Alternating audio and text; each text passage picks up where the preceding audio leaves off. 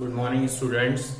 आज हम बात करेंगे क्लास 12 का चैप्टर पार्टनरशिप के बारे में। Partnership, accounting for partnership, firm and fundamentals.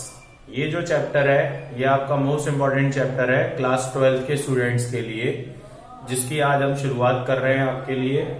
तो इसकी जो डेफिनेशन है वो एक्ट 1932 में दी गई है। सेक्शन 4 ऑफ एक्ट 1932 में पार्टनरशिप की डेफिनेशन दी गई है, जिसमें ये बताया गया है कि definition partnership is an agreement. Partnership एक एग्रीमेंट होता है बिटवीन टू और मोर पर्सन्स, दो या उससे ज्यादा लोगों के बीच में।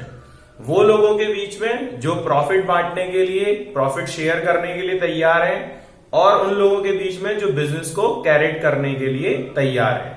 तो ऐसे लोगों के बीच में जो रिलेशनशिप होता है उसे हम पार्टनरशिप कहते हैं। बेसिकली पार्टनरशिप इसलिए स्टार्ट की गई क्योंकि जो इंडिविजुअल बिजनेस था उसमें कैपिटल की कमी होती थी, उसमें ओनरशिप की कमी होती थी, उसमें डिसीजन मेकिंग की कमी होती थी। इसलिए पार्टनरशिप की स्टार्टअप किया गया। इसके मेन फीचर्स के बारे में बात करेंगे कि कौन कौन से फीचर्स पार्टनरशिप में ऑलरेडी आते हैं। तो फर्स्ट वन इज टू और मोर पर्सन।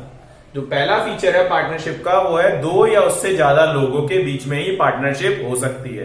क्योंकि आप लोग जानते हैं कि जो पार्टनरशिप होती है वो उसका मतलब ही ये है कि एक से ज्यादा लोगों के बीच में की जा सकती है। तो पार्टनरशिप दो या उससे ज्यादा लोगों के बीच में की जाती है। Second one is agreement. Partnership में जो एग्रीमेंट है वो आपके लिए ऑप्शनल दिया गया है। आप चाहें तो उस एग्रीमेंट को करवा सकते हैं ओरली और रिटन में। रिटन एग्रीमेंट कराने से डिस्प्यूट्स होने के चांसेस कम हो जाते हैं। अगर पार्टनरशिप में कोई दिक्कत आती है बाद में तो आप डिस्प्यूट्स में प्रॉब्लम क्रिएट नहीं होती है। Third one is existence of business and profit.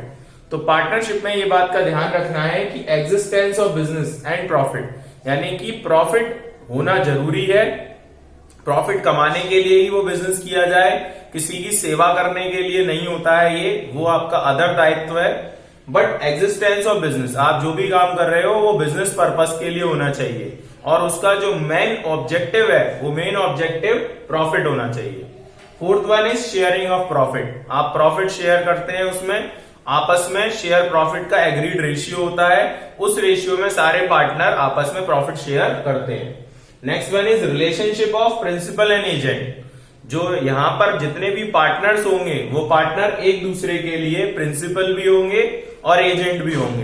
तो वो दोनों एक दूसरे के लिए एज ए ओनर काम करेंगे और दोनों एक दूसरे के लिए एज अ एजेंट काम करेंगे। तो एक दूसरे की बात को उन्हें सुनना होगा और एक दूसरे की बात को मानना होगा। इसी रिलेशनशिप को हम प्रिंसिपल एंड एजेंट का रिलेशनशिप कहते हैं। Sixth one is business carried by all और वन। यहां पर जो बिजनेस है वहां पर पहले से ही डिसाइड कर लिया जाएगा कि ये जो बिजनेस है वो सभी के द्वारा किया जाएगा या किसी एक के द्वारा किया जाएगा या एक से ज्यादा लोगों के द्वारा किया जाएगा। बिकॉज ऑफ टाइम कंज्यूमिंग या कोई भी अपनी समस्या हो सकती है, इस कारण बिजनेस सभी के द्वारा या उनमें से कुछ के द्वारा किया जा सकता है। इसमें कोई ऐसा फिक्स चांस नहीं है। Seven one is no separate existence. किसी भी पार्टनर का अपना कोई सेपरेट एग्जिस्टेंस नहीं है। सभी लोग अपनी मर्जी से अपना काम करेंगे, बट जितनी भी प्रॉपर्टी होगी फर्म की वो उनकी सेपरेट नहीं होगी, वो फर्म की प्रॉपर्टी के नाम से ही जानी जाएगी। तो ये हमारे 7 कैरेक्टरिस्टिक्स थे पार्टनरशिप के। नेक्स्ट जो टॉपिक है हमारा इंपॉर्टेंट वो है पार्टनरशिप डीड। जब भी पार्टनरशिप की जाती है तो उसमें एक पार्टनरशिप डीड बनाई जाती है। उस डीड में कौन कौन से इंपॉर्टेंट एलिमेंट्स होने चाहिए वो मैं आपको बता रहा हूं। First one is name and address of the firm, यानी कि फर्म का नाम और फर्म का एड्रेस उसमें दिया होता है। तो फर्म का नाम होना चाहिए, एक पर्टिकुलर नेम जिससे आपको कोई पहचान सके। And address of the firm, firm का पता कि फर्म का जो एक्चुअल हेड ऑफिस है वो किस जगह पर बनाया गया है, जिससे अगर कभी भी कोई करस्पॉन्डेंस लेटर भेजा जाए तो उस एड्रेस पर आसानी से भेजा जा सके। Name and address of the partners, उसमें डीड में आपका नेम होना चाहिए सभी पार्टनर्स का, और पार्टनर्स के एड्रेस भी होने चाहिए। अमाउंट ऑफ कैपिटल, कितनी कितनी कैपिटल पार्टनर्स द्वारा कंट्रीब्यूट की गई है इसका भी आपको पता होना चाहिए कि कितनी कैपिटल लगाई गई है और वो कैपिटल कौन कौन सा पार्टनर लेकर आया था। Next one is interest on capital. Partnership में जिस पार्टनर ने कैपिटल लगाई है उसे उस पर कितना इंटरेस्ट मिलेगा या नहीं मिलेगा, क्योंकि अगर पहले से डिसाइडेड नहीं है तो पार्टनरशिप में किसी भी पार्टनर को कोई इंटरेस्ट नहीं दिया जाता है। Next one is drawings. Partnership में सभी पार्टनर्स को ड्रॉइंग्स लेने का अधिकार होता है अगर उनका पहले से डिसाइडेड है तो। ड्रॉइंग्स एक तरीके का अपना गुजारा भत्ता होता है जो पार्टनर्स अपने रोजमर्रा की जरूरतों के लिए फर्म से विड्रॉ करते हैं। Next one is interest on drawing. Partners ने जितना पैसा फर्म से विड्रॉ किया है उसके ऊपर उन्हें इंटरेस्ट चुकानी होती है फर्म को, that is called interest on drawing. उसका परसेंटेज भी पहले से डिसाइडेड होना चाहिए। Profit sharing ratio. Profit sharing ratio भी फर्स्ट ऑफ ऑल डिसाइडेड होना चाहिए। ये कैपिटल के बेसिस पर हो सकता है। अगर किसी पार्टनरशिप डीड में प्रॉफिट शेयरिंग रेशियो नहीं गिवन है तो इसका मतलब पार्टनरशिप में वो रेशियो इक्वल रहेगा, सभी पार्टनर्स को इक्वली प्रॉफिट बांटा जाएगा। Salary of the partner.